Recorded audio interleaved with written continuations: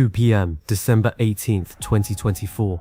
The Federal Reserve Building in Washington, D.C. The Federal Reserve has just reduced interest rates by a quarter point. Wall Street ought to be in celebration. Mortgage rates are expected to decline. Investors should be rejoicing. However, within 30 minutes, the stock market would experience a loss of $1.4 trillion in value. The Dow Jones would extend its losing streak to 10 consecutive days, the longest duration in 50 years. Furthermore, Jerome Powell would conduct what traders are now referring to as the most catastrophic press conference of his career. This narrative recounts one afternoon that transformed everything. The day Powell provided Wall Street with precisely what it desired, and subsequently retracted it all. The day a good news rate cut turned into a market disaster. The day everyone discovered that at times winning can feel remarkably similar to losing. December 18, 2024. The day Powell astonished Wall Street, and it all hinged on 18 words concealed in a dot plot that no one anticipated.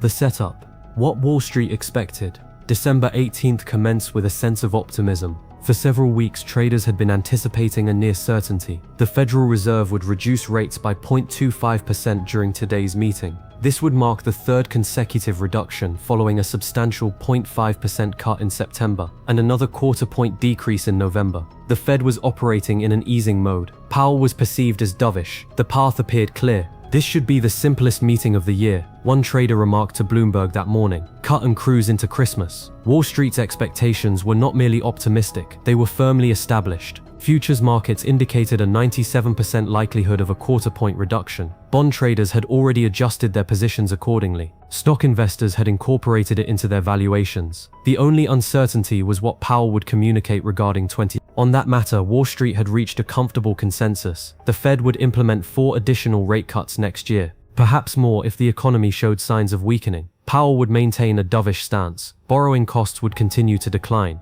Markets would persist in their upward trajectory. It was a compelling narrative. Neat, predictable, secure. By 1:45 p.m., 15 minutes prior to the announcement, the S&P 500 had risen slightly, hovering near all-time highs. Treasury yields remained stable. The VIX, often referred to as Wall Street's fear index, was at historic lows. All was tranquil. On trading floors throughout Lower Manhattan, the afternoon shift was beginning to settle in. Some traders were already mentally preparing for the holiday break. This was anticipated to be a mere formality. A rubber stamp. The Fed cuts, Powell delivers some reassuring remarks, and everyone departs content. "I'm already contemplating vacation," a Goldman Sachs trader texted a colleague at 1:52 p.m. This situation is a layup. 8 minutes later, his screen would be inundated with red.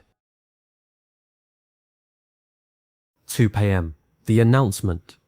At precisely 2 p.m. Eastern, the Federal Reserve issued its statement. Federal Reserve reduces rates by 0.25%, adjusting target range to 4.25%, 4.5%. For a brief 30 seconds, Wall Street rejoiced. Stocks rose. The S&P 500 surged by 15 points. Traders were pleased. The straightforward trade had succeeded. However, experienced Fed observers were already moving past the rate decision. They were searching for the language of the statement, the economic forecasts, the dot plot. It was then that the initial warning signs emerged. The FOMC statement featured new wording that caused some traders to hesitate. In considering the extent and timing of additional adjustments to the target range, the committee will carefully assess incoming data. Carefully assess. Those two phrases had not been present in the November statement. It was subtle, easy to overlook. But to Fed analysts, it was a glaring warning. Next came the summary of economic projections, the Fed's revised predictions for growth, unemployment and inflation. And hidden within those figures was a modification that would incite turmoil. The median prediction for the federal funds rate at the conclusion of 2025, 3.9%. In September, that figure had been 3.4%. Consider this. If rates are presently 4.25%, and the Fed anticipates them at 3.9% by the end of 2025, there is only capacity for 2 quarter-point reductions. Perhaps 3 if one is lenient. Not 4, not 5, just 2. Within moments, algorithmic trading systems analyzed the information. Sell orders began to pour in. The S&P 500's 30-second rally dissipated. By 2:02 p.m., stocks were declining. Yet the true devastation would not commence until Powell began to speak.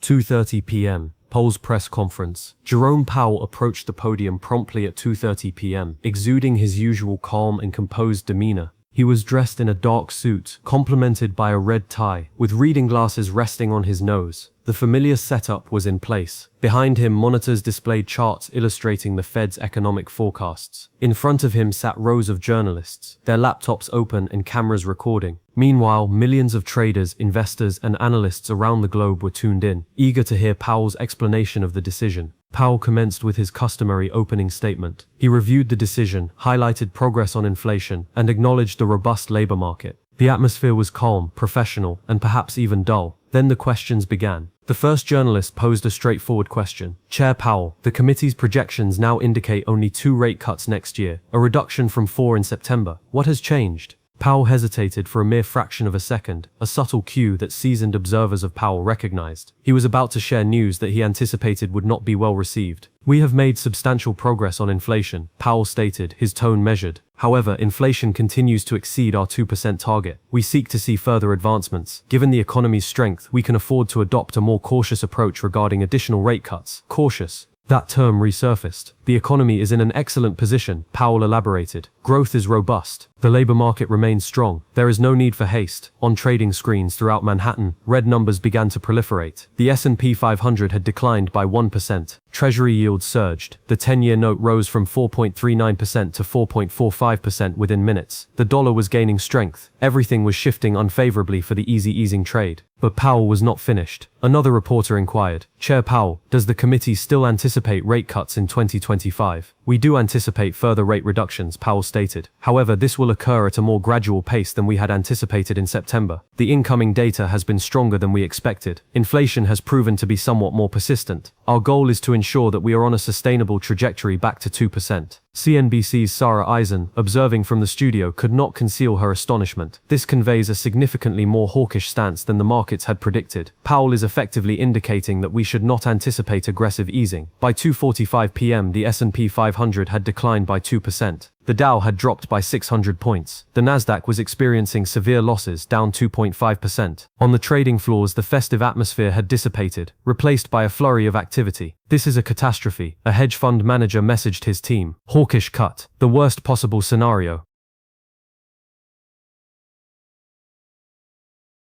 The paradox. Hawkish rate cut. What Wall Street was undergoing had a designation, a hawkish rate cut. It appears to be a contradiction. How can a rate cut generally perceived as dovish, accommodating, and beneficial for markets be considered hawkish? Here's the explanation. The Fed did indeed lower rates today. However, Powell's communication regarding the future was unmistakable. Do not anticipate much more. We are decelerating, exercising caution. Perhaps only 2 cuts next year instead of 4. For traders, this represented the worst of both scenarios. They received their cut today, but forfeited the assurance of more lenient monetary policy in the future. It was akin to receiving a Christmas gift and being immediately informed, by the way, this is the last one you will receive for an extended period. Markets do not solely react to the present, they respond to forecasts about the future. And Powell had just delivered a significant blow to those expectations. A quarter-point cut is inconsequential when you are removing 50 basis points of anticipated easing in 2025, articulated Torsten Slok, chief economist at Apollo Global Management. Powell provided with one hand and withdrew with both hands. The response was immediate and severe. By 3 p.m., the S&P 500 had declined by 2.5%. The Nasdaq had dropped by 3%. The Russell 2000 small-cap stocks particularly sensitive to interest rates was down by 4%. However, the true devastation was observed in bonds. The 10-year Treasury yield, which inversely correlates with prices, had surged to 4.51%, the highest rate in several months. Mortgage rates, which follow the 10-year yield, would increase. Corporate borrowing expenses would rise. The entire lower-for-longer hypothesis was unraveling in real time. I have been in this field for 25 years, remarked a bond trader on CNBC. I have never witnessed a rate cut provoke this magnitude of sell-off. This is unprecedented. Yet for those who comprehended Powell's true message, it was entirely logical.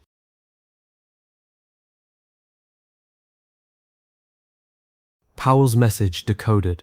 What Powell was truly conveying to Wall Street during that press conference, devoid of the typical Fed terminology, the economy does not require our assistance. For 2 years, beginning in March 2022, the Fed had been focused on combating inflation. They raised interest rates aggressively, tightened financial conditions, and aimed to decelerate the economy. However, in September 2024, Powell changed course. He initiated rate cuts. The underlying message, The inflation battle has been won. It is time to return to normalcy. Yet, just 3 months later, Powell was applying the brakes. Why? Because the economy was exhibiting excessive strength. GDP growth for Q3 was reported at 3.1%, significantly exceeding potential. The labor market saw an increase of 227,000 jobs in November. The unemployment rate stood at a mere 4.2. Consumer spending remained strong. Stock markets reached unprecedented highs. This was not a scenario that warranted aggressive stimulus measures. Moreover, inflation, although reduced from its peak levels, was proving to be persistent. The Fed's preferred inflation gauge, core PCE, was registering an annual rate of 2.8%. This was above the 2% target, and recent months indicated that progress was stalling. Powell's assessment: if we continue to cut rates aggressively while the economy remains this robust, we risk reigniting inflation. It is wiser to proceed with caution. Exercise patience. Allow the data to inform our decisions. From a purely economic perspective, Powell's reasoning was logical. However, Wall Street was not concerned with sound economic principles. Wall Street was focused on stock prices, and stock prices were demanding lower rates, a significant reduction. Immediately, Powell is placing his inflation mandate above the market's wishes, remarked Mohammed El-Erian. That is his responsibility. Yet the markets are not pleased. At 3:15 p.m., Powell was directly questioned about the market's reaction, which was now apparent to everyone present. Chair Powell, stocks have declined sharply. Are you worried about that?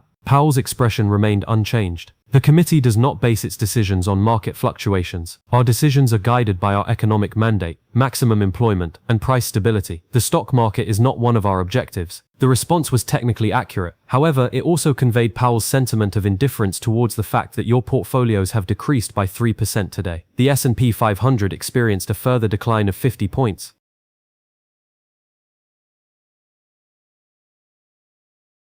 The fallout: 4 p.m. market close. When the closing bell tolled at 4 p.m., the repercussions were unprecedented. S&P 500 decreased by 2.95%. Dow Jones decreased by 1,123 points. Nasdaq decreased by 3.56%. Russell 2000 decreased by 4.4%. In monetary terms, nearly $1.4 trillion in market capitalization was wiped out within 2 hours. The Dow's streak of 10 consecutive losses was the longest since 1974, during the Nixon administration. Amidst the Watergate scandal, Treasury yields surged across the spectrum. 2-year increased by 12 basis points to 4.34%. 10-year increased by 11 basis points to 4.52%. 30-year increased by 8 basis points to 4.71%. For perspective, an 11 basis point shift in the 10-year yield within a single day is significant. It directly results in elevated mortgage rates, increased corporate borrowing expenses, and higher government financing costs. The market's indication was unmistakable. If the Federal Reserve is only implementing 2 rate cuts next year, financial conditions will remain tighter for a longer duration than anticipated. This implies slower economic growth, reduced earnings, and diminished support for asset valuations. This was a bloodbath, remarked Jim Cramer during CNBC's closing bell coverage. Powell entered like the Grinch and stole Christmas from Wall Street. On Twitter, the responses were even more intense. Powell just executed the most hawkish, dovish maneuver in Federal Reserve history. Cut rates and crashed the market. That's genuinely remarkable. The Fed giveth and the Fed taketh away. Predominantly taketh. However, the most foreboding response emerged from the bond market. The yield curve, the disparity between 2-year and 10-year Treasury yields, had steepened significantly, typically indicating that markets foresee slower growth in the future. Some analysts were already murmuring a term that no one wished to utter: recession.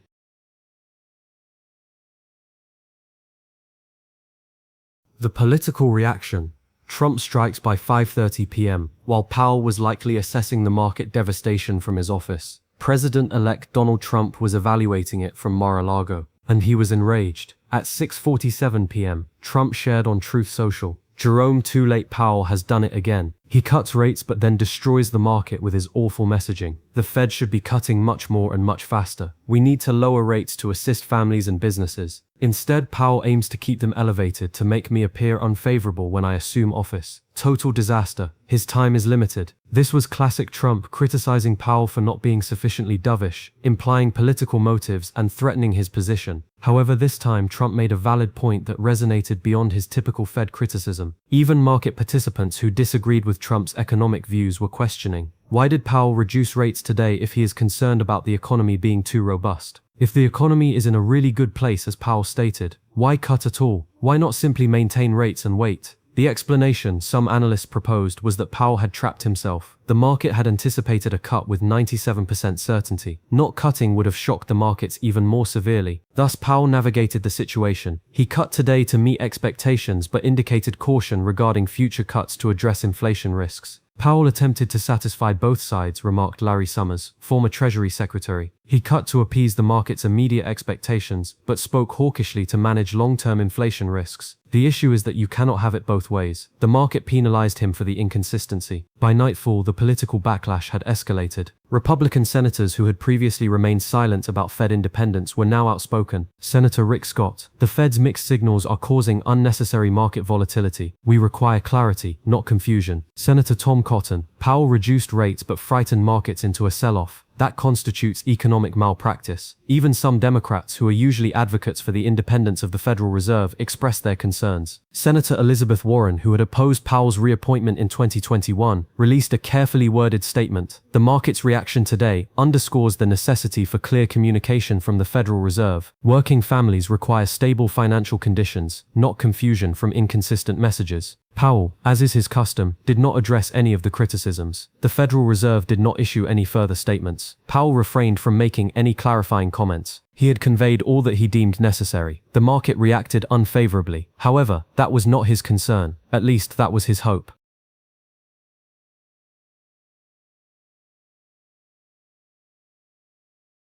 The divided Fed, dissent in the ranks. What many individuals did not comprehend in the immediate aftermath of December 18th was that Powell's hawkish shift had not been unanimous. During the FOMC meeting itself, there was noticeable tension. Cleveland Fed President Beth Hammack had dissented, voting against the rate cut entirely. Her perspective: "Why implement a cut if we are concerned about inflation and the economy remains robust?" This marked only the second dissent during Powell's tenure as chair. It indicated that consensus was beginning to unravel. However, the true division was more nuanced. It became apparent in the dot plot, that graphical representation of where individual Fed members anticipate rates will trend. Among the 19 FOMC participants, 7 projected rates to conclude 2025 at 3.9% or higher. Hawkish, only 2 cuts. 7 anticipated rates at 3.6% or lower. Dovish, 4 cuts. 5 were positioned in between.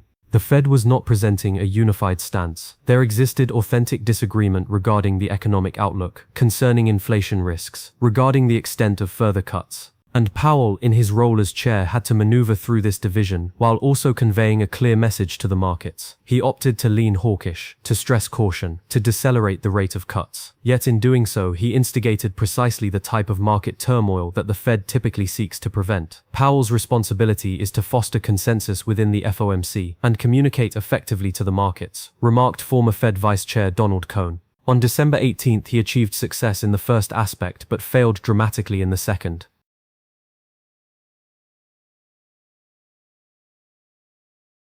The deeper question: was Powell right? In the days following December 18th, as markets began to stabilize and analysts processed the events that had transpired, a more fundamental inquiry arose. Was Powell correct in adopting a hawkish stance? The argument in favor of Powell: although inflation had decreased from its peak, it remained above the target level. Core PCE stood at 2.8%. Certain indicators were reflecting upward pressure. The economy was expanding at an annual rate exceeding 3%, significantly above the Federal Reserve's estimate of sustainable growth, which is approximately 1.8%. Unemployment rates were low, wages were on the rise, stock markets were reaching record highs. In this context, aggressive rate cuts could potentially reignite inflation. It was wiser to exercise patience, to implement gradual cuts, and to safeguard the progress achieved in combating inflation. Powell is executing precisely what a central banker ought to do, asserted economist Jason Furman. He is prioritizing long-term price stability over short-term market desires. That is his responsibility. The argument against Powell: while the economy is robust at present, it is beginning to exhibit signs of weakening. Job growth is decelerating. Manufacturing is faltering. Small enterprises are facing challenges due to high borrowing costs. The housing market is stagnant due to elevated mortgage rates. By indicating only 2 additional cuts in 2025, Powell was effectively communicating that rates would remain restrictive for an extended period. This could potentially push the economy into a recession, particularly if Trump's anticipated tariffs come to fruition and exert further economic pressure. Powell is engaged in a battle from the past, responded economist Claudia Sam. Inflation is decreasing. The labor market is softening. The greater risk at this juncture is doing too little rather than too much. He is on the verge of repeating the error of 2008, maintaining a tight stance for an excessive duration. The candid response: the truth remains uncertain. If inflation begins to accelerate again in early 2025, Powell will appear prescient, wise and prudent. Conversely, if the economy descends into recession, he will seem to have overcorrected, prioritizing inflation concerns over tangible economic distress. The final judgment will not be revealed for several months, perhaps even years. However, on December 18, 2024, the markets delivered their immediate assessment. Powell had erred. The human cost, beyond Wall Street. Lost amidst the discussions of basis points, dot plots, and hawkish cuts was a fundamental truth. The events of December 18th had a tangible impact on real people's lives. Jessica Morrison, a prospective homebuyer in Denver, had been closely monitoring mortgage rates. In early December, following the Fed's rate cuts, 30-year mortgage rates had fallen to 6.6%. She was preparing to submit an offer on a property. However, December 18th changed everything. Within a matter of days, mortgage rates surged back above 7%. That seemingly minor increase, 0.4%, resulted in an additional $200 to her monthly payment on a $400,000 mortgage. Over the span of 30 years, this translates to an extra $70,000. Consequently, she paused her home search. "I believed rates were finally decreasing," she remarked. "Now I find myself priced out once more. I cannot comprehend the Fed's actions." David Chen, a small business owner in Ohio, faced different challenges. He had intended to refinance his business loan in early 2025, anticipating lower rates. Now that prospect seemed increasingly unlikely. "Each month, I am incurring an additional $3,000 in interest compared to what I would pay at reduced rates," he stated. "That is $3,000 I could otherwise allocate towards hiring another employee or investing in equipment." Powell claims the economy is robust, yet it does not feel strong when confronted with these borrowing expenses. For retirees relying on fixed incomes, the news was a mixed bag. Elevated interest rates signified improved returns on savings and CDs. However, it also indicated that their stock portfolios had just experienced a 3% decline in a single day. "I lost $40,000 in my 401k today," expressed Robert Martinez, a 64-year-old who plans to retire next year. "That is substantial money. It influences when I can genuinely cease working." These figures are not mere abstractions on a Bloomberg terminal. They represent real individuals whose financial circumstances are influenced by 12 people convening at the Federal Reserve, making decisions regarding interest rates. On December 18th, those 12 individuals determined that prioritizing inflation risk was more critical than easing the financial burdens of these individuals in the short term. Powell would argue that this is the prudent long-term decision. Maintaining control over inflation ultimately benefits all individuals. However, attempt to convey this to Jessica Morrison, who has just seen her aspiration of owning a home drift further out of reach. December 19th, the morning after. Markets commenced with caution on December 19th. Asian markets had mirrored Wall Street's decline overnight. European markets were also experiencing losses. The global adjustment of Federal Reserve expectations was in progress. By mid-morning, US stocks had stabilized to some extent. The S&P 500 had decreased by another 0.5%, yet the frantic selling had ceased. Traders were re-evaluating their positions. Some were beginning to align with Powell's perspective. "Perhaps he is justified in being cautious," remarked one portfolio manager to Bloomberg. "It is preferable to reduce slowly and ensure accuracy than to act swiftly and later need to reverse if inflation resurges." Conversely, others remained outraged. "Powell has obliterated $1.4 trillion in wealth to emphasize a point about inflation that is already declining," retorted a hedge fund manager. "That is not prudent, it is obstinate." What was evident, December 18th had significantly altered the narrative for 20. Previously, the Fed is easing, anticipate lower rates, risk on. Subsequently, the Fed is proceeding cautiously, rates will remain elevated for an extended period. Exercise caution. The astute investors were already adjusting their strategies, decreasing equity exposure, incorporating defensive positions, acquiring longer-dated treasuries based on the expectation that the economy would decelerate and compel the Fed to implement more than 2 rate cuts. And all eyes were fixed on one critical figure: inflation data for January 2025, which is set to be released in February. Should inflation rise, Powell would be justified. If it continued to decline, Powell would encounter a torrent of criticism for being overly cautious. The stakes had never been greater. Epilogue: Powell's gamble. As 2024 comes to an end, Jerome Powell finds himself in an exceptionally challenging situation. He has successfully reduced inflation from 9% to below 3% without triggering a recession, a remarkable achievement that many deemed impossible. The much-discussed soft landing that skeptics claimed could not occur has, for the most part, materialized. However, the most challenging phase lies ahead, ensuring a stable landing. If cuts are made too swiftly, inflation may resurge, jeopardizing the credibility that the Fed has painstakingly restored. Conversely, if cuts are made too gradually, the economy risks slipping into recession, leading to unnecessary hardship. On December 18th, Powell opted for a cautious approach. He prioritized the battle against inflation over the preferences of the market. History will ultimately determine whether this decision was prudent or misguided. Nonetheless, one fact is indisputable: Powell surprised Wall Street. He conveyed a message that was unwelcome. He reminded all that the Federal Reserve Chair is accountable to economic indicators and long-term objectives, rather than to stock market participants and quarterly profits. My responsibility is not to please the markets, Powell has consistently stated. My duty is to ensure maximum employment and price stability. On December 18, 2024, he demonstrated his commitment to this principle, even if it cost Wall Street $1.4 trillion to grasp that reality.